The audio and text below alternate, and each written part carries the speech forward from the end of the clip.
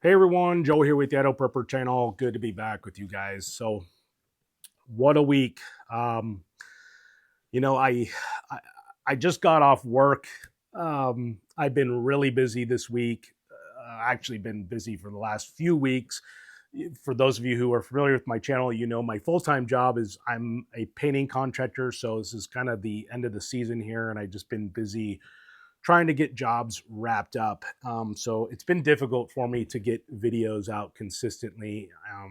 I know I said I was really going to try to get a video out once a week. But it's been proven really difficult to do that just because I've been so busy. So I apologize for not getting a video out. I did have one in store, but because of everything that's transpired in the last 72 hours, obviously I couldn't just put out a video about prepping gear after everything that's happened. And I'll say this, obviously what I'm talking about, I'm sure by now you guys know about the assassination of Charlie Kirk. And regardless of where you are politically, I'm sure that situation, just as a human being, I know for me as a father, it just wrecked me. You know, it was a very disturbing day. I actually had to go home a little early and be with my family. Um, and, and I didn't really follow Charlie Kirk. It really had nothing to do with that. I mean, I agree with almost everything he said politically. In my opinion, he was a moderate. But I knew at the end of the day, I mean, he was a good man. I mean, he was a Christian. He was a father. He had two young children. Um, he was brilliant. I mean, probably one of the smartest political commentators there are. I mean, that guy really knew his subject. He had a very strong command of not only religion but politics, and so I had a lot of respect for him as that. But just as a father, seeing a father taken away from their family so brutally like that, it was just very disturbing. And I knew that I couldn't do a video or do anything the day it happened. And I'll be honest, like the amount of content creators that I saw come out and put videos out almost immediately after it happened, in my opinion, it was so tasteless. And I lost a lot of respect for a lot of people that I follow, a lot of famous people I'm sure you guys know and follow too, that came out and were kind of capitalizing on that situation. Now, I'm not saying they were doing it from uh, uh, from that standpoint. I'm not accusing them, but that you know, I don't know. Anyone with a conscience, you just know like that would be wrong. It just felt completely wrong to me. I mean, I put a post out that day, just a post kind of saying like pray for his family, and people kind of started thumbs upping that post. And even that, I kind of felt like that was almost capitalizing. I don't know. I just that felt wrong, and so I took that post down. And so, yeah, needless to say, I didn't do a video or do anything, make any statements or anything the day it happened or the next day. Even the next day seemed too soon. So here we are. It's been 3 days, and um, it's gotten a lot of easier to deal with. I've watched a lot of content. There's all sorts of conspiracy theories floating around. Obviously, you probably know by now that they do have a suspect in custody. So we'll see how that unfolds. But I'm not here today to make this video to talk about conspiracies or give you my take on any of that. I'm not going to get into politics. Um, but I will say this. I mean, I think there were so many different emotions that were flying around when that event took place, and there was a lot going on. I know that was kind of the main thing, but there was the the overtaking of the capital in Nepal. That was crazy. There, what's going on in that country and their government, and they're literally, those people are just ripping the politicians out of the out of their office and killing them and throwing them in the rivers. It's awful what's going on. And then there was the incident with the young girl on the subway train that was, brutally murdered. That was horrible. It's just a lot of horrible stuff. This is not a very good start to September, and hopefully it's not a sign for more to come. But like I said, there was a lot of people that were coming out saying a lot of different emotions, and I could identify with a lot of it. I could understand the impulsiveness to want to like get revenge and get angry and get mad. I mean, the guy that was actually working with, it was kind of interesting because I was on this job. I wasn't getting good internet access where I am kind of working out in the cuts. And I was just like, my feeling was I feel sick. I feel awful just because of this father, this family. That was how I was feeling. I was really just looking at it as like this family that had been destroyed in an awful way. And I kind of like talked to this guy, and I don't know the guy. He's kind of a new employee. I'm doing a new construction project, so I don't know him. And he was just like, I'm pissed. And so that was his feeling. He's like, I'm just angry. And so, yeah, there was a lot of different, just mixed emotions. And I could relate, like with all of it. I could see the reason to be angry. I could see the reason to be sad and sick.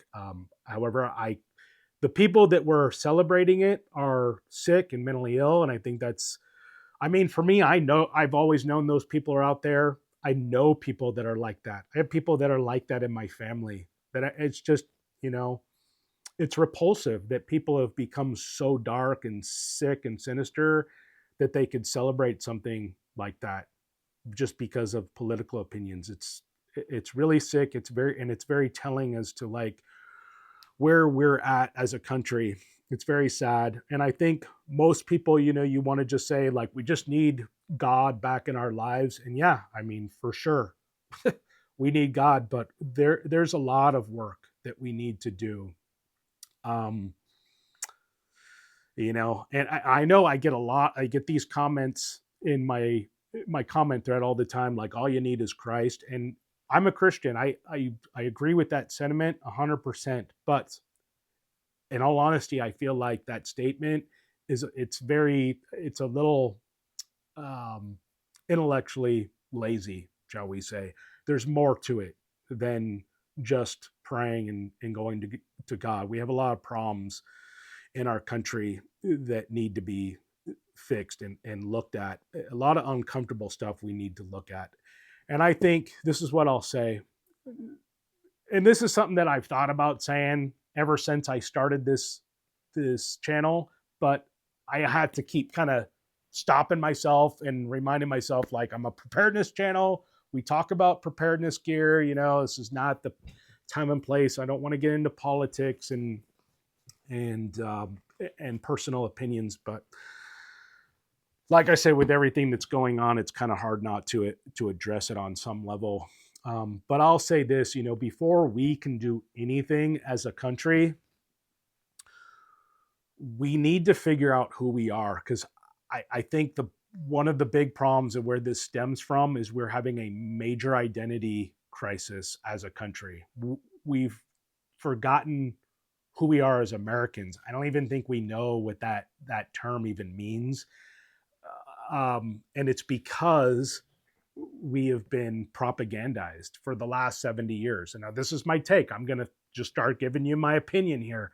I think our country was totally infiltrated by a Marxist entity, shall we say. I still got to use euphemisms here. And they subverted us, and we turned our back on God, and we started consuming all of our information and getting our morality and our thoughts and takes and opinions from the television set and from the movies and from the newspapers and the news media and from books. And all of this stuff has been heavily controlled.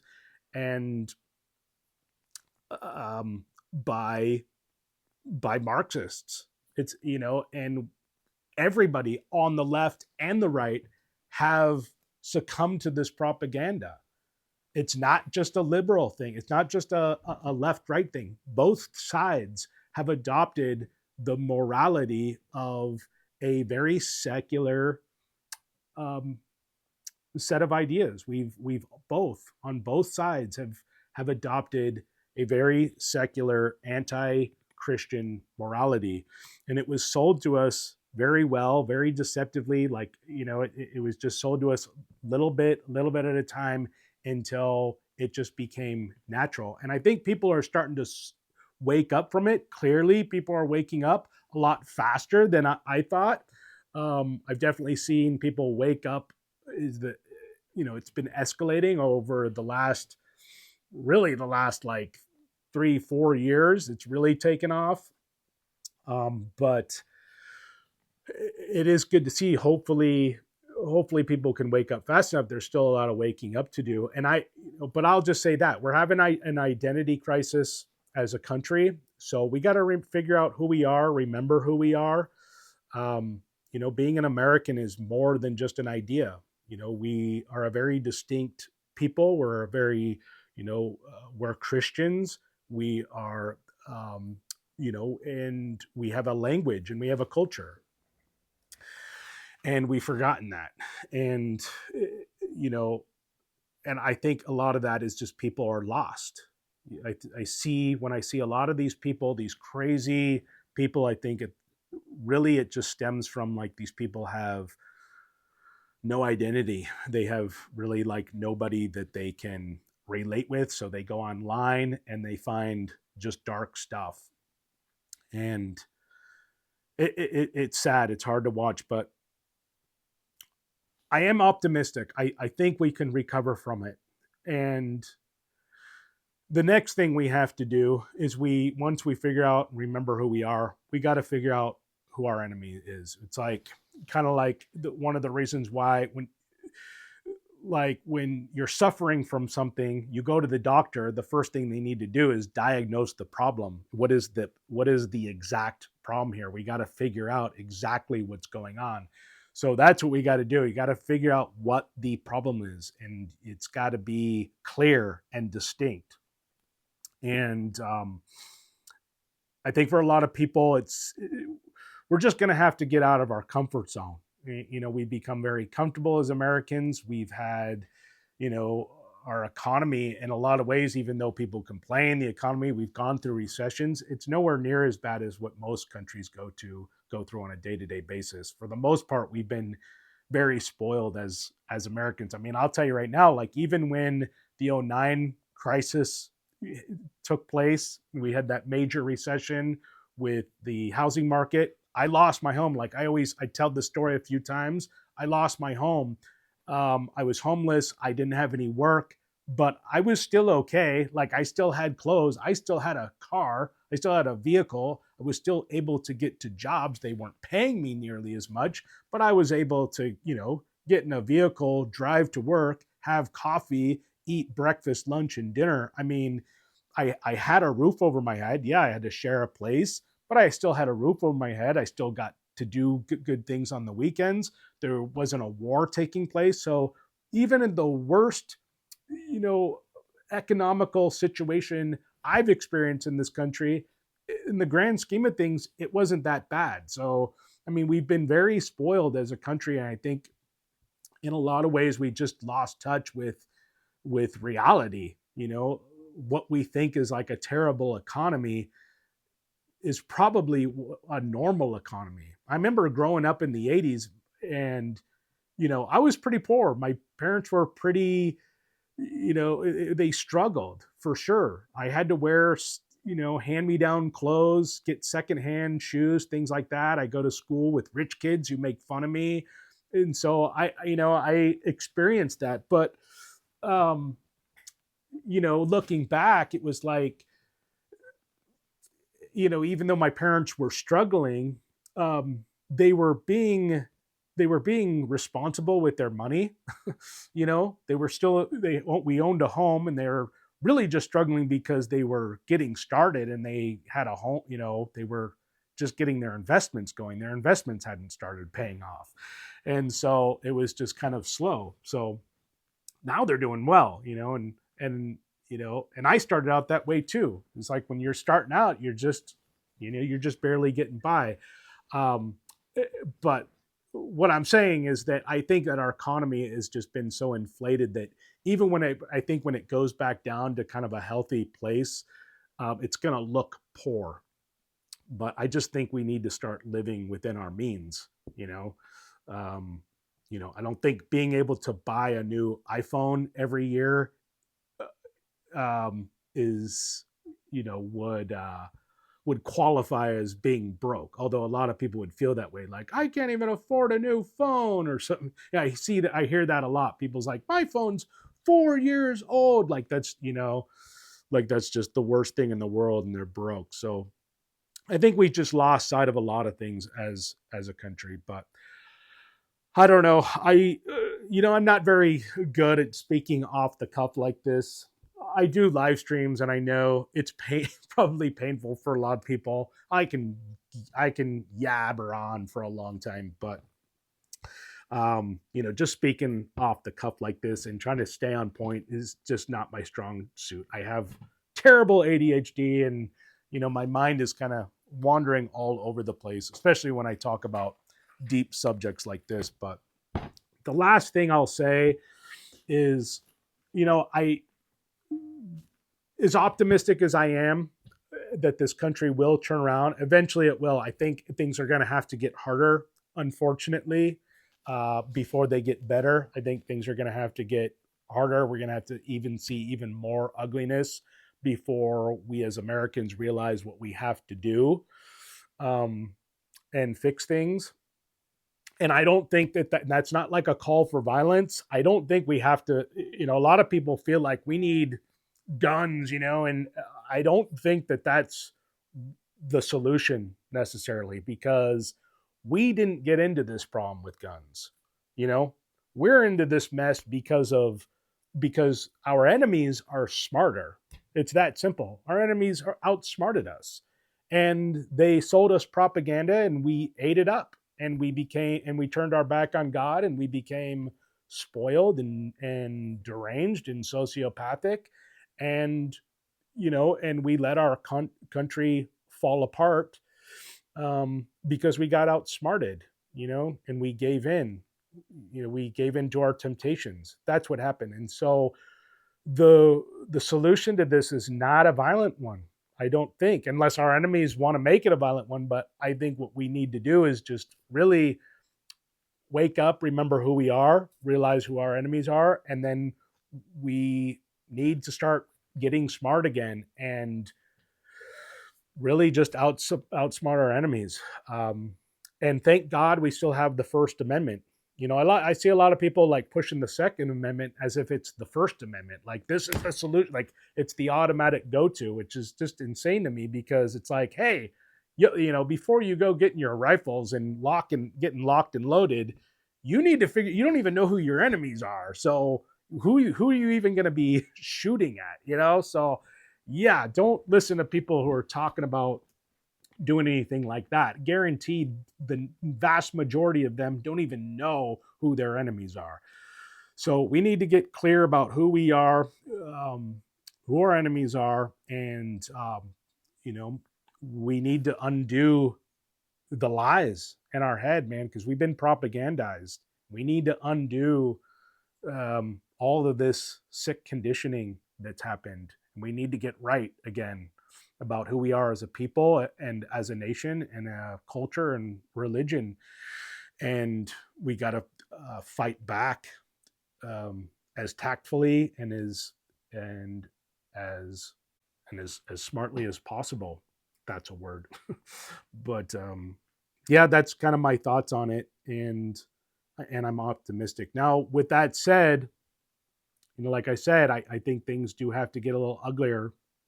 And that definitely means we need to be on our preparedness game now more than ever.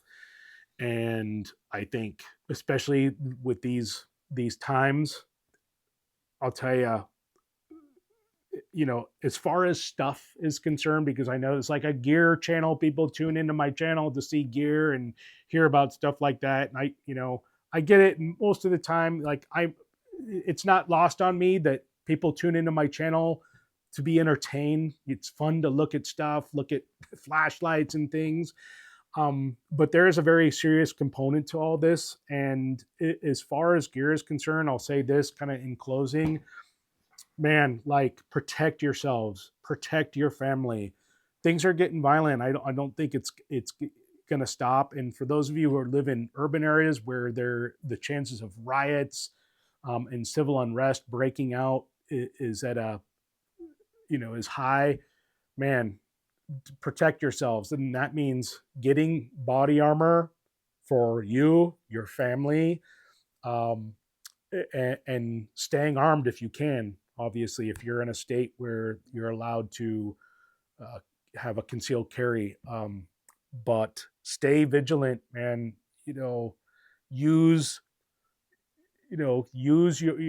your peripheral vision. Okay, um, be aware of your surroundings at all times, especially for those of us who go to church. Man, that like every week I'm going to church now. I'm just like, I'm very selective about where I sit.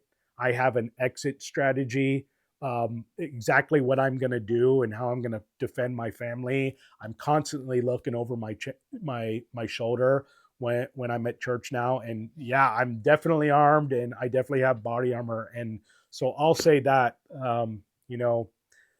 get body armor, get some non-lethal means of defense like pepper spray, things like that. And like I said, if your state allows you, make sure to be carrying your concealed weapon with you.